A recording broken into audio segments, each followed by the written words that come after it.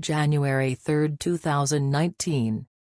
Trump reveals massive response to assassination attempt, while at same time declaring wars of sand and death are over for America.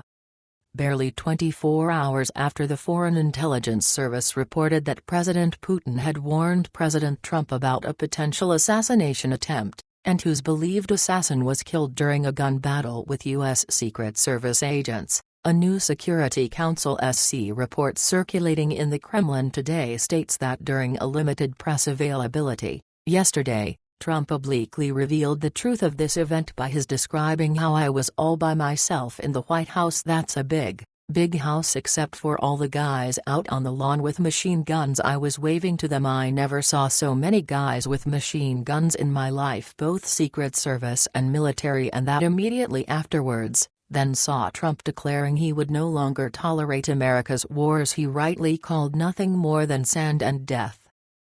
According to this report, with Afghanistan having now become the longest war in American history, President Trump railed against the deep state warmongers in his nation by pointing out to them that the former Soviet Union had bankrupted themselves fighting in this region called the Graveyard of Empires, and to prevent the same thing from happening to the United States, saw Trump admitting that he essentially fired U.S. Defense Secretary James "Mad Dog" Mattis because he headed a U.S. military that itself had to admit a few weeks ago that this war cannot be won.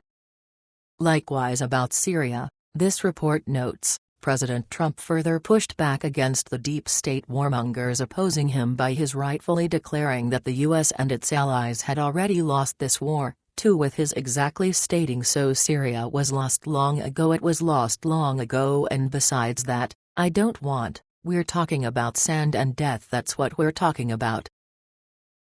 The bizarre absurdity that America has become today, however, this report continues, now sees the same Democrat Party that filed articles of impeachment against President George W. Bush for starting the illegal Middle East wars in the first place, now sees them to wanting to impeach President Trump for ending them, a distortion of common sense and logic so astounding, it led to William M. Arkin, the award-winning 30-year journalist for NBC News, to resign yesterday and declare, "I thought that the mission was to break through the machine of perpetual war acceptance and conventional wisdom to challenge Hillary Clinton's hawkishness."